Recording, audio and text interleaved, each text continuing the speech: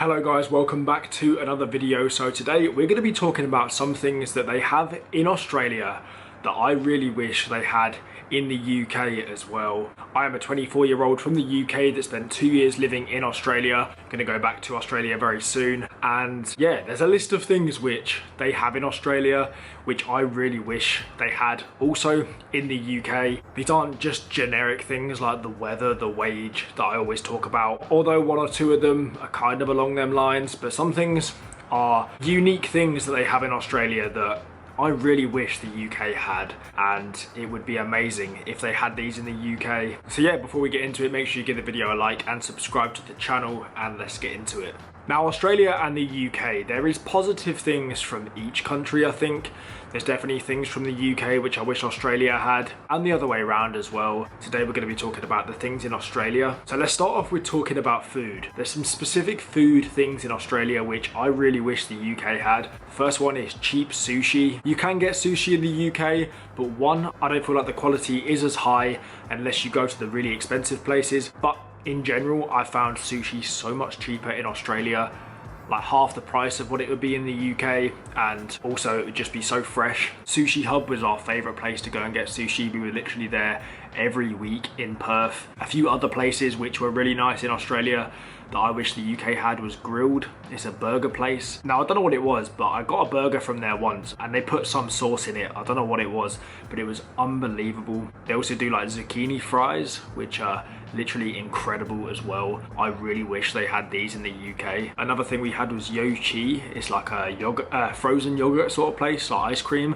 You fill up your ice cream and then you just go and add all your toppings yourself. I know this wouldn't work as well in the UK because it's cold a lot of the time, but when it's warm, the UK could 100% do with something like this. But yeah, sushi being the main one, that is incredible in Australia, and so popular and so cheap as well compared to the UK. The next thing Australia has, which I really wish the UK had as well, is outdoor public barbecues. Now, I'm sure they've got these somewhere in the UK, but nowhere near as much as Australia. Literally every public park has these barbecues, and you can literally go there and just press a button and it turns on and you can just cook your food. The best ones are when they've got them by the beach and you can just have a barbecue by the beach.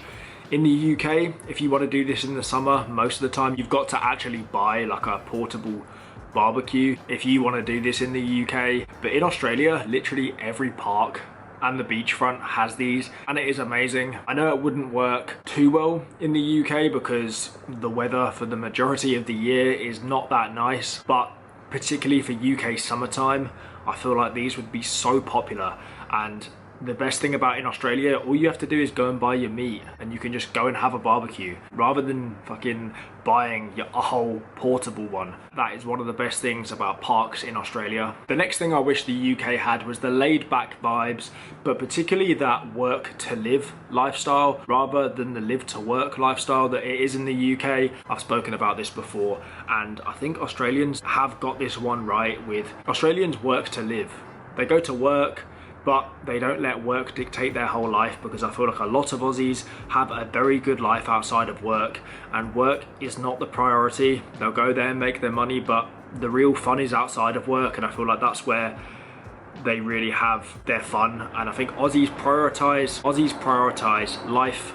In the UK, it seems like everyone prioritizes work and lets work dictate their whole life. I think Australians have 100% got this one right. And I wish the culture was better than this in the UK. Whilst I don't think the work-life balance is necessarily better, I just wish there was a bit more relaxed attitudes towards work in the UK. And I wish that people didn't let it dictate their whole life so much, because I feel like work is people's entire life, whereas in Australia, people have a lot better things than work to be focusing on. I don't know, I feel like the whole work culture in Australia is a lot better, and working to live is definitely the way you want to do it. The next thing is, some of you might disagree with me on this one, but I would say it's good and cheap and reliable public transport. From my experience, public transport in Australia is pretty good. I've lived in multiple cities in Australia, and from my experience, public transport is pretty good. It's consistent, it's relatively cheap considering you're in the city, and especially in Perth and Sydney and stuff, you can get to pretty much everywhere in the city on public transport really quickly. Comparing this to the UK where, I don't know, I feel like transport is a lot more inconsistent. The trains are always having rail strikes. Whenever I've got the bus, it's just you're waiting forever. Maybe it's because I wasn't getting the public transport in the city like I was, but even just getting transport in London, I feel like it's better in Australia. And also, it's nowhere near as crowded. In Australia, you go on the train and it's not that many people compared to the London Underground, which is literally packed full of people. I've just found it cleaner as well, more reliable. And yeah, I found it cheaper than the UK, and I found it a lot easier to navigate, for example, trains in Sydney than I did in London. London's obviously a lot bigger, so it will be harder, but I don't know. I feel like Australian public transport, from my experience, is very good. The next point is weekly pay. Now, I spoke about this in a recent video when I compared working in Australia and the UK, but in Australia, near enough all the time you get paid weekly, which is definitely an amazing thing about Australia compared to in the UK where generally you get paid monthly. So you're waiting until the end of the month to get paid, which is so long, especially if you start a job. If you've missed the cut-off date for that month, it can be over a month until you first get paid, compared to in Australia where I was getting paid every single week. I used to get paid on a Friday, so I'd finish work and instantly be paid, which was amazing. And in the UK, yeah, I couldn't imagine getting paid monthly now in the UK because I was so used to getting paid weekly in Australia, and I found it a lot easier to manage my money as well. And the last point, and I know I said I wasn't going to mention the weather, but I am, and it is the warmer winters in Australia. I wish the UK had this for sure.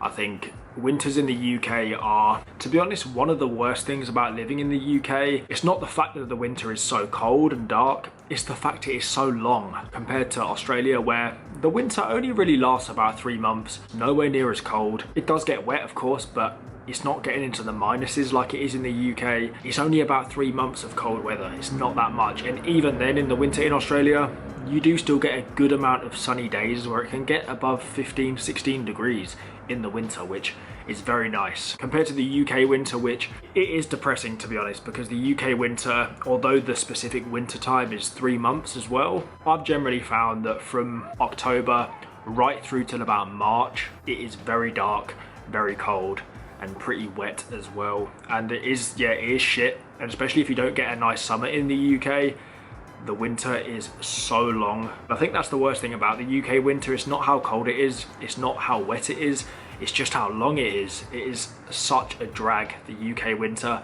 It's fine up until about Christmas time, but January, February, March, that's when it gets so long. I would love to have the Australian winter in the UK because Australian winter is not that bad. It does get cold, of course, but only for a couple of months. And certain places like Perth, look at this picture here on Rottnest Island, that was in the middle of winter. So yeah, a lot better than the UK. So these were some things which Australia has, which I really wish the UK had as well. Let me know if you want to see the reverse version of this video where I talk about things that the UK has that I wish they had in Australia, because there is definitely a list of things for that as well. But today, yeah, these were the things which I wish the UK had that Australia has, and I will definitely miss when I leave Australia. But yeah, let me know your thoughts in the comments on this one, and I'll see you very soon with another video.